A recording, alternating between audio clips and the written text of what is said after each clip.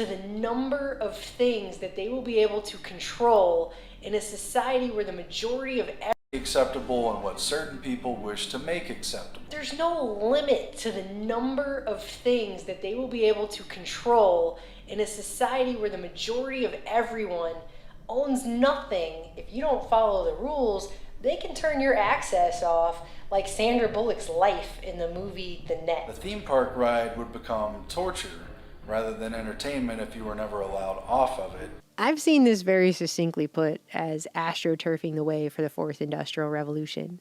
And I think really that sums it up pretty well. What this is actually about to give way to is a global governance, a world governance, and not just any world governance, a world governance run by AI, by artificial intelligence.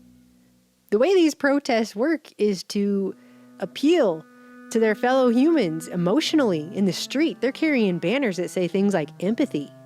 Guess what doesn't have empathy? Machines, computers, AI. Those are things that don't feel. And when a world governance system is put into place, which is everything we just saw in the entire 20th century has been bringing us towards this moment.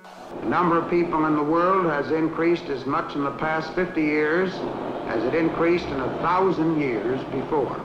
Every continent, all facing disaster if we don't find a solution. The basic cause of the problem is people. To continue along this pathway could lead to the end of our civilization. This is the other part of the population problem. The fact that every child born in the developed country consumes 20 to 30 times the resources. Improved public health has caused the world's infant mortality rate to decline by 60% over the last 40 years. The world's average life expectancy has increased from 46 years in 1950s to 63 years today. As individuals, we can only applaud.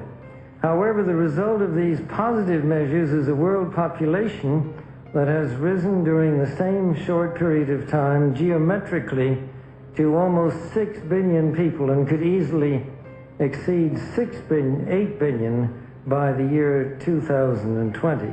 The negative impact of population growth on all of our planetary ecosystems is becoming appallingly evident.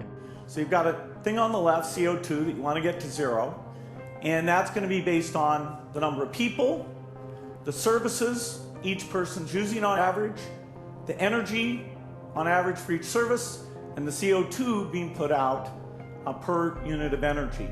Probably one of these numbers is going to have to get pretty near to zero.